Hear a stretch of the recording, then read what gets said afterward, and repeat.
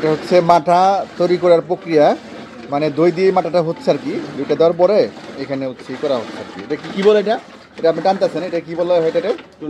এটা চরকি। চরকি চরকি টানার মাধ্যমে মাথাটা আর কি হয়ে যাবে আর কি। এটা কতক্ষণ সময় লাগবে মোটামুটি? 5-7 মিনিট। 5-7 মিনিট সময় লাগবে।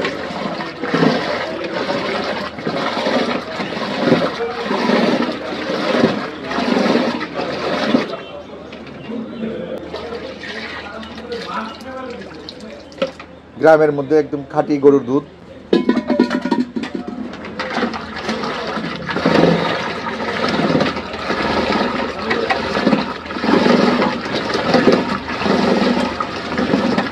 অথবা 5-7 মিনিট সময় লাগবে।